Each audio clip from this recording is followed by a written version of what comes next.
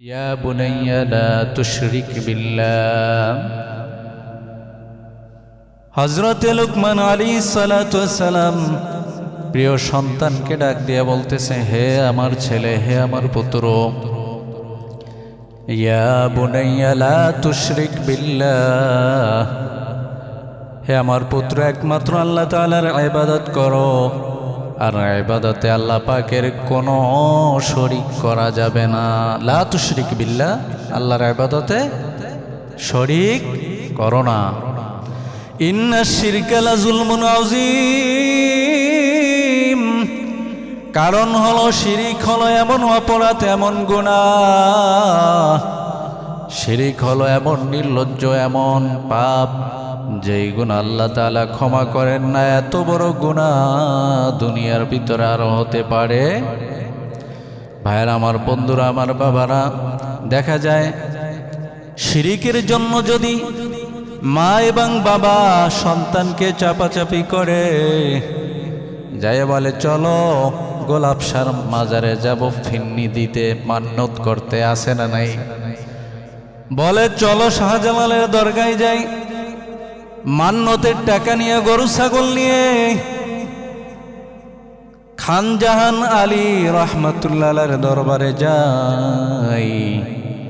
এই যে মান্নতের জন্য একজন পীর বাবার দরবারে গিয়ে আপনি শিরিক কাজ করতেছেন, বেদাত কাজ করতেছেন, এটা যদি মা এবং বাবা জোর করে, তারপরেও মা এবং বাবার এই কথাগুলো মানা। وَإِنْ جَاهَدَاكَ عَلَىٰ أَن تُشْرِكَ بِي مَا لَيْسَ لَكَ بِهِ عِلْمٌ فَلَا تُطِعْهُمَا। আল্লাহ রাব্বুল আলামিন বলছেন, যেই বিষয়ে তোমার জ্ঞান নাই সেই বিষয়ে অন্ধ অনুসরণ করা যাবে না। অনেকে বলে এই কথা আমার পীরে বলছে, এই কথা আমার হুজুর বলছে, আমার দলের লোক বলছে, সুতরাং এইটা আল্লাহর কথার থেকে বেশি গুরুত্ব দেয়। আছে না নাই? ভাইরা আমার, বন্ধুরা আমার, বাবারা, মাজারে মান্নত করা যাবে না। আবার দেখা যায় খাজা বাবার নামে গরু জবাই দেয়, পশু জবাই দেয়, আল্লাহর নাম ছাড়া। আছে না নাই? হালাল না হারাম? হাদিসের ভিতরে আসছে তামিমা পাথর লটকানো যাবে না। রোগ থেকে বাঁচার জন্য, বিপদ আপদ থেকে বাঁচার জন্য খড়ি বা বিভিন্ন পাথর ব্যবহার করে আমাদের সমাজে। আছে না নাই? আছে না ভাই? এখন দেখবেন অনেকে বলে হুজুর তামিমার হাদিস দিয়ে তারা দলিল দেয়, ঝাড় ফুঁক তাবিজ কবজ জায়েজ নাই বলে, এমন এক শ্রেণীর ওলামায়ে কেরাম আছে না নাই? কিন্তু আমাদের হানাফি সংকলনের ফতোয়া হলো, শর্ত যদি 5টা থাকে তাহলে ঝাড় ফুঁক তাবিজ কবজ ব্যবহার করা জায়েজ। কয়টা শর্তে বলেন? কয় শর্ত? 5 শর্ত। 5টা শর্তের ভিতরে নাম্বার 1, আপনি যেই তদবিরটা লিখবেন, তাবিজ লিখবেন, সেই তাবিজের মধ্যে, তদবিরের মধ্যে, লেখনির মধ্যে কোনো শিরিকি কথা থাকা, কোনো শিরিকি কথা যদি লেখা থাকে তাইলে ওই তাবিজ ব্যবহার জায়েজ নাই। 2 নম্বরে, অনেকে মনে করে ঝাড়ফুঁকের মাধ্যমে আমি আরোগ্য লাভ করব, তাবিজের মাধ্যমে আরোগ্য লাভ করব। এই তাবিজের কোনো ক্ষমতা নাই, এই লেখার কোনো ক্ষমতা নাই, ক্ষমতার মালিক কে? 3 নম্বর, কোরআনের আয়াত অথবা হাদিসের বাণী অথবা বৈধ কোনো দোয়া দ্বারা তদবির লেখা যায়, তাবিজ লেখা যায়।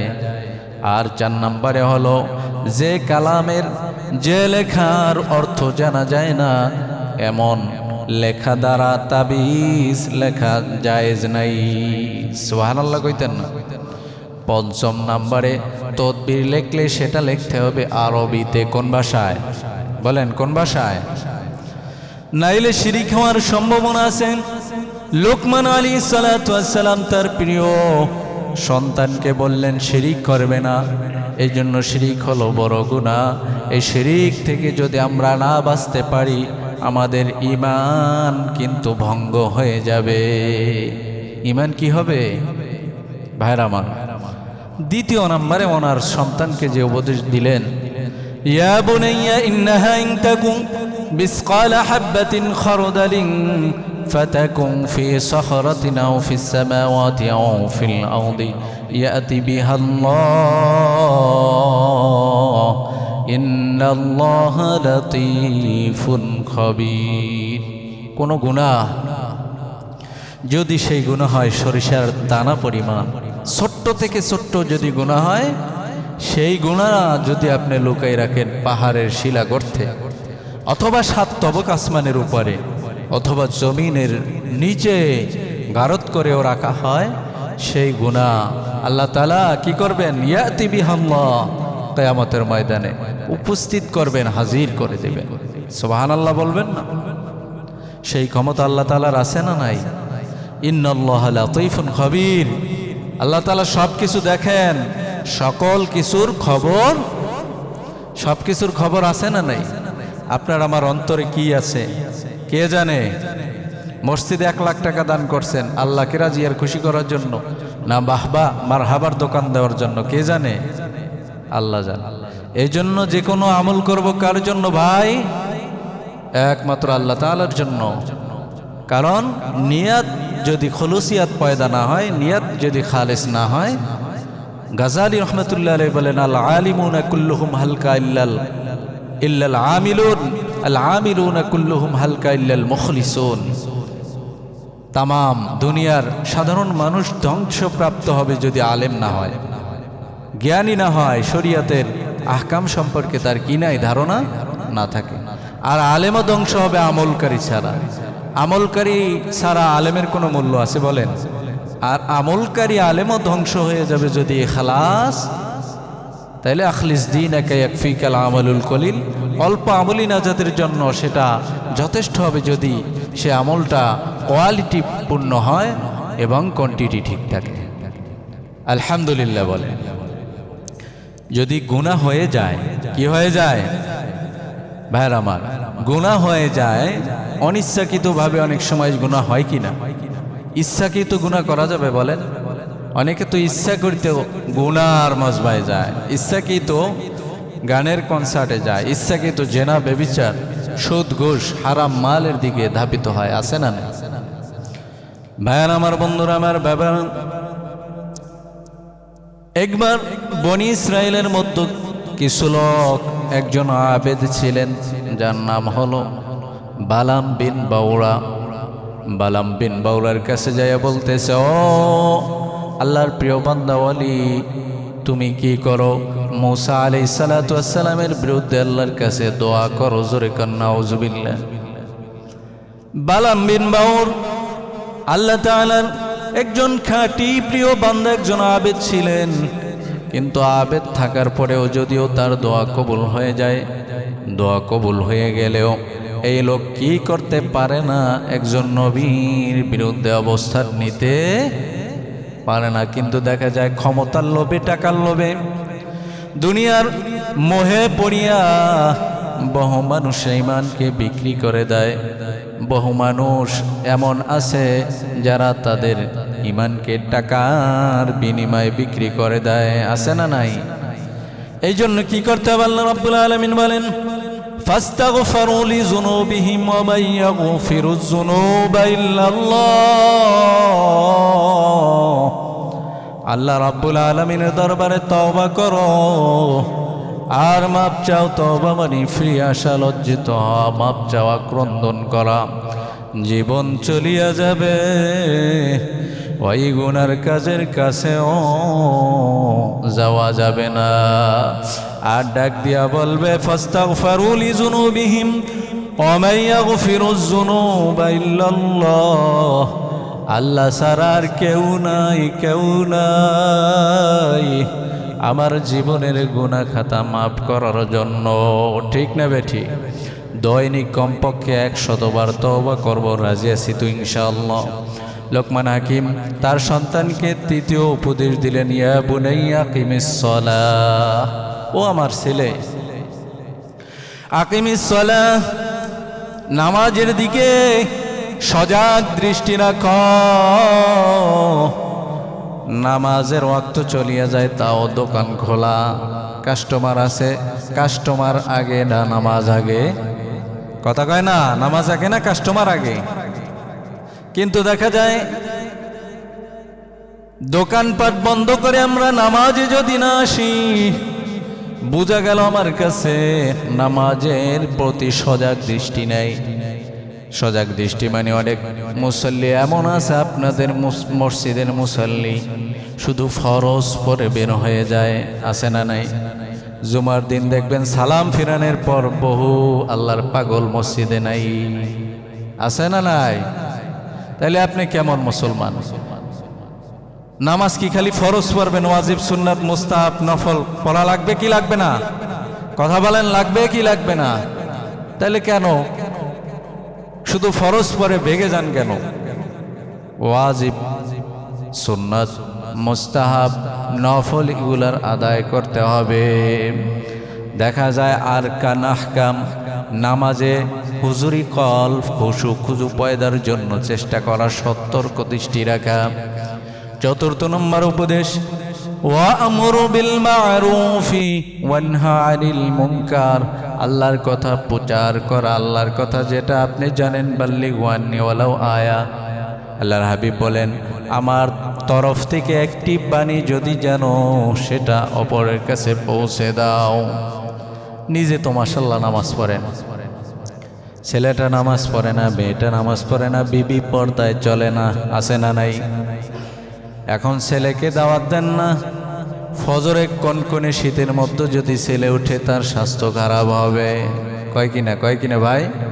তাইলে আপনি আল্লাহর ভয় দিলের মধ্যে নাই। আল্লাহর ভয় যদি থাকতো সৎ কাজের আদেশ দেওয়া লাগবে আর অসৎ কাজের নিষেধ করা লাগবে, ঠিক না বেঠিক? মান রাআ মিনকুম মুনকারান ফালিয়ুগাইর বিয়াদিহি ফাইন লাম ইস্তাতি ফাবিলিসানিহি ফাইন লাম ইস্তাতি ফাবিকলবিহি ওয়া যালিকা যাআফুল ঈমান। হাদিসের মধ্যে আসছে, যদি কোনো অন্যায় দেখো, সমাজের ভিতরে অপরাধ হচ্ছে, এই অপরাধ দেখার পরে তুমি যদি তোমার শক্তি থাকে হাত দ্বারা সেই অপরাধটাকে ফিরাইয়া দাও, আর যদি তোমার সেই শক্তি না থাকে মুখ দিয়া বলো, আর বলে বলে সেই অপরাধটাকে দুনিয়া থেকে, জমিন থেকে বন্ধ করার চেষ্টা করো। আর যদি সেটাও তোমার ক্ষমতা না থাকে, দিলে দিলে পরিকল্পনা করো কিভাবে এই অপরাধকে বন্ধ করা যায়। এটা হলো ঈমানের কি সর্বশেষ স্তর। ভাইরা আমার, বন্ধুরা আমার, বাবারা, আপনারা জানেন এই কয়েকদিন পূর্বে ব্রাহ্মণবাড়িয়ার ভিতরে একজন মেম্বারের ছেলে, নাম তার বাইজিৎ, কোরআনকে 15 পড়া মেলে আগুন দিয়ে কোরআনের পৃষ্ঠার মধ্যে আগুন দিয়ে জ্বালিয়ে দিল। নাউজুবিল্লাহ কইতেন না? আরো জোরে বলি নাউজুবিল্লাহ। জ্বালিয়ে দেওয়ার পর এই পবিত্র কোরআনের উপরে পাও ধারা অনেকগুলি লাথি মারলো, জোরে কর নাউজুবিল্লাহ। এবার লাথি মারে আর বলে কোরআন মিথ্যা, এই কোরআন আরবরা রচনা করেছে, এটা বানানো কোরআন। ঈমান আছে না গেছে?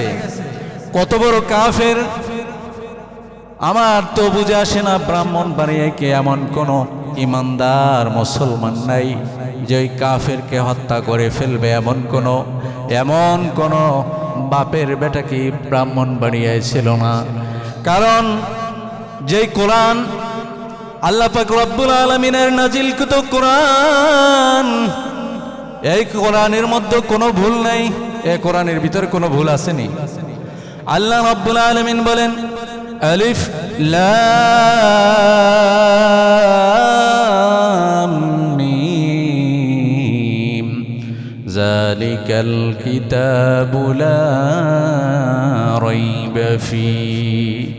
কোরআনের মধ্যে দুই ধরনের আয়াত আছে, একটা আয়াতে মুহকামাত, আয়াতে মুতাশাবিহাত। আয়াতে মুহকামাতের অর্থ একমাত্র আল্লাহ ছাড়া আর কেউ জানে না, নবী ছাড়া অন্য কেউ জানে না। যেমন আয়াতে মুহকামাত আলিফ লাম মিম, ইয়াসিন, তাহা, হামিম, এই সংক্ষিপ্ত যে দুর্বোধ্য আয়াতগুলো আল্লাহ এবং তার রাসূল ছাড়া কেউ অর্থ জানে না। কিন্তু দেখবেন বাউলের গোষ্ঠী, ফাউলের গোষ্ঠী, যারা এই আবুল সরকার নামে আরো অনেক ভণ্ড বাউল আছে, তারা এগুলার মন গড়া ব্যাখ্যা দেয় আর শরিয়াত মারিফতের পালা গায়ে। আছে না নাই? কথা বলেন, আছে না নাই? বলে আল্লাহর কথার আগা ফাঁসা নাই, আল্লাহর কথার কি নাই। আবুল সরকার কি বলে? কয় আল্লাহর কথার নাকি কোনো আগা ফাঁসা নাই। নাউজুবিল্লাহি মিন। একবার বলে আল্লাহ নাকি একবার কয় প্রথম সৃষ্টি করছি ইশক, আবার বলে প্রথম সৃষ্টি করছি নূর, আবার বলে আর একটা সৃষ্টি করছে, আবার বলে আর একটা সৃষ্টি করছি। এবং বেয়াদব আবুল সরকার বলতেছে আল্লাহর মুখ না হোক। নাউজুবিল্লাহ কইতেন না? আল্লাহর মুখ না, এত বড় স্পর্ধা। এরপর বলে সূরা নাস তেলাওয়াত করে, কুল আউযু বিরাব্বিন নাস। নাস অর্থ কি? জোরে কোন। মানুষ। নাস অর্থ কি? কয় আল্লাহ তাআলা কোরআনের মধ্যেই নাচতে কইছে সূরা নাস। নাউজুবিল্লাহ। এই সমস্ত ভণ্ডদের ফাঁসির রায় কার্যকর করার জন্য সংসদে আইন চাই, ঠিক না বেঠিক? আমরা কোনো দলাদলি বুঝি না, আমরা চরমনাই বুঝি না, জামাত ইসলাম বুঝি না, বিএনপি বুঝি না, হেফাজত কওমিয়ার আলিয়া বুঝি না, আমরা সবাই মুসলমান, ঠিক কিনা? মুসলমান যদি দিলে ঈমান থাকে, কেউ কোরআনের বিরুদ্ধে কথা বলবে, আমার নবীকে গালি দিবে, আল্লাহকে নিয়ে কটূক্তি করবে, এটাই বাংলার জমিনে হতে পারে না, হতে দেওয়া যাবে না। ভাইরা আমার, এই কোরআন যে সত্য, দেখেন আল্লাহ রাব্বুল আলামিন অপর আয়াতে সূরা বাকারার 23 এবং 24 আয়াতে বলেন, ওয়া ইন কুনতুম ফি রাইবিম মিম্মা নাযালনা আলা আবদিনা ফাতু বিসূরাতিম মিন মিথলিহি ওয়াদউ শুহাদাকুম মিন দুনিল্লাহি ইন কুনতুম সাদিকিন। আল্লাহ রাব্বুল আলামিন ডাক দিয়ে বলেন, ও দুনিয়ার মানুষেরা শোনো, তোমরা যদি মনে করে এটা মুহাম্মাদুর রাসূলুল্লাহর বানানো কোরআন, তাইলে এই কোরআনের মতন একটা কোরআন বানায়া দেখাও। আল্লাহ কয়, জানি আমি তোমরা সহ দুনিয়ার ভিতরে যত মাখলুকাত আছে, জিন এবং মানুষ, সব মাখলুকাত যদি একত্র হও, কোরআনের একটা ছোট্ট সূরার মতন সূরা বানাও না অসম্ভব নয়, ঠিক না বেঠিক? মুসলমান তো নাকে তেল দিয়ে ঘুমায়। দেখেন নীল আর্মস্ট্রং, মাইকেল কলিক্স, ভারতের শিবশক্তি মহারাজ, বিজ্ঞানী মরিস বুখাইলি, সব বড় বড় বিধর্মীদের পণ্ডিত কোরআন রিসার্চ করে ইসলাম গ্রহণ করছে, ঠিক না বেঠিক? আর আজকে আমরা মুসলমানের ঘরে জন্ম নিয়ে ব্রাহ্মণবাড়িয়ার বাইজিৎ নামক নরপিশাচ কোরআনের উপরে লাথি মারে। সহ্য করা যায়? বলেন সহ্য করা যায়? যদি আপনার আমার ভিতরে সামান্য যারা পরিমাণ ঈমান থাকে, এর প্রতিবাদে, এর প্রতিরোধে অবস্থান নিতে হবে। রাজি আছেন তো ইনশাআল্লাহ? নারায়ে তাকবীর। কারা কারা নারায়ে তাকবীর? আল্লাহ পাক কবুল করুক, বলি আমিন। ভাইয়ারা আমার, এই কোরআন যে আল্লাহর কালাম, এতে কোনো সন্দেহ আছে? আল্লাহ তাআলা পবিত্র কালামে পাকের মাঝে ইরশাদ করেন, তানজিলুম মিম্মান খালাকাল আরদা ওয়াস সামাওয়াতিল উলা। আল্লাহ রাব্বুল আলামিন এই কালামে পাকের মাঝে সব দিয়া দিয়েছেন, জোরে বলি সুবহানাল্লাহ। ব্যক্তি জীবন, পারিবারিক জীবন, সামাজিক জীবন, রাষ্ট্রীয় জীবন, আন্তর্জাতিক জীবন, সিরাতে ওঠা বসায়, লেনদেনে, চলাফেরায়, সব কিছুই কোরআনের মধ্যে আছে না নাই? যদি কোরআনকে জিজ্ঞেস করেন, ও কোরআন, কে তোমার মালিক, তুমি কার কালাম? কোরআন জবাব দেয়, তানজিলুম মিম্মান খালাকাল আরদা ওয়াস সামাওয়াতিল উলা। যিনি ওই আসমান বানাইছেন, যিনি এই জমিন বানাইছেন, তিনি কে? আরো জোরে বলেন, তিনি কে? কোরআনকে যদি জিজ্ঞেস করেন, ও কোরআন, দুনিয়ার মধ্যে 1400 বছর পূর্বে বিশ্বনবীর উপর নাজিল হয়েছ, তার পূর্বে তুমি কোথায় ছিলে? কোরআন বলে বাল হুয়া কুরআনুন কারীম ফি লাওহিম মাহফুজ। সুবহানাল্লাহ।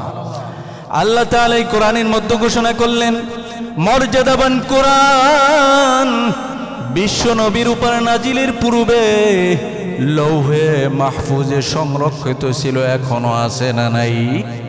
এই কোরআনের মধ্যে কোনো ভুল নাই। আল্লাহ তাআলার নবী বিশ্ব নবী হীরা গুহায় ধ্যানমগ্ন অবস্থায় আছেন। এই অবস্থায় আল্লাহ নবীর উপরে গোটা 23 বছরের জিন্দিগিতে পর্যায়ক্রমে পুরা গোটা কোরআন 30 পারা কোরআন নাজিল হয়েছে। ঈমান আছে না নাই আমাদের? বলেন, এই কথার উপর আমাদের ঈমান আছে? ভাইরা আমার, আল্লাহ রাব্বুল আলামিন বলেন ওয়া আমিনু বিমা নুজিলা মুহাম্মাদিন ওয়া হুয়াল হাক্কু মির রাব্বিহিম। ঈমান আনো সেই কিতাবের উপর যেই কিতাব আমি নাজিল করেছি বিশ্বনবী হযরত মুহাম্মদুর রাসূলুল্লাহ সাল্লাল্লাহু আলাইহি সাল্লাম। যদি কোরআনকে জিজ্ঞাসা করেন, কোরআন দুনিয়ায় তো তোমাকে আল্লাহ পাঠাইছেন, বিশ্বনবীর উপর পাঠাইছেন, তাও জানলাম কি কারণ, কি তোমার উদ্দেশ্য, মূল কাজ তোমার কি? কোরআন বলে আল ফারকু বাইনাল হাক্কি ওয়াল বাতিল। আল্লাহ তাআলা কোরআনের মধ্যে বললেন কোরআন হলো সত্য এবং মিথ্যার মধ্যে পার্থক্যকারী। সুবহানাল্লাহ। কে সত্য কে মিথ্যা প্রমাণ করবে কে? ভাইরা আমার, বন্ধুরা আমার, বাবারা, জিজ্ঞেস করুন কোরআনকে কোন মাসে নাজিল হইছ? কোরআন ডাক দিয়া বলে শাহরু রমাদানাল্লাযী উনজিলা ফীহিল কুরআন। বরকতময় মাস সেটা হলো রমজান। এই রমজান মাসে আল্লাহ তাআলা কোরআন নাজিল করলেন। খুশি না বেজার? যদি জিজ্ঞেস করেন দিনে না রাতে, তারও জবাব কোরআনে আছে না নাই? কথা কয় না, আছে না নাই? ইন্না, সবাই পড়ুন, ইন্না আনজালনাহু ফি লাইলাতিল কদর। সুবহানাল্লাহ। বরকতময় সবে কদরে লাইলাতুল কদরের রাতে কোরআন নাজিল হইছে। পাই টু পাই সব আছে না নাই? তারপরে সন্দেহের কোনো অবকাশ আছে? লিতুখরিজান নাস মিনাজ যুলুমাতি ইলান নূর। এই কোরআন হলো আলো। কোরআন কি? কোরআন আলো। কোরআন যার ভিতরে আছে তার ভিতরে অন্ধকার থাকতে পারে না। কোরআন দিয়ে যদি সমাজকে সাজান, সমাজ সুন্দর হয়ে যাবে। কোরআনকে দিয়ে যদি রাষ্ট্রকে সাজান, রাষ্ট্র সুন্দর করে দিবেন কে? ভাইরা আমার, ফামান তাবিআ হুদায়া ফালা খাউফুন আলাইহিম ওয়ালা হুম ইয়াহজানুন। কোরআনকে যদি প্রশ্ন করেন, ও কোরআন, তোমার ভিতরে পারিবারিক জীবন আছে, রাষ্ট্রীয় জীবন আছে, সামাজিক জীবন আছে, আন্তর্জাতিক জীবন আছে, সিরাত ওঠা বসা, লেনদেন, আইন কানুন, শরিয়াত, বিধিবিধান, গঠনতন্ত্র সব কিছু আছে। তাইলে তোমাকে যদি মেনে চলি, ও কোরআন, কি লাভ আমার, কি ফায়দা? আল্লাহ রাব্বুল আলামিন বলেন ফামান তাবিআ হুদায়া ফালা খাউফুন আলাইহিম ওয়ালা হুম ইয়াহজানুন। যে কোরআন মানবে দুনিয়ায় তার কোনো টেনশন নাই, আর আখিরাতেও তার কোনো চিন্তা। আখিরাতে কোনো চিন্তা আছে? জান্নাতের 8টা দরজা খুলে দেওয়া হবে, আর ডাকা হবে, ও আসো ইমানদার আসো, ও কোরআনওয়ালা আসো, পড়তে থাকো এবং চড়তে থাকো। সুবহানাল্লাহ। যত দূর যে আপনার পড়া শেষ, আপনার স্থান সেখানেই হবে। আচ্ছা, এমন কোন মানুষ নাই, মুসলমান কি আছে সূরা ফাতিহা জানে না? কথা কয় না, আছে?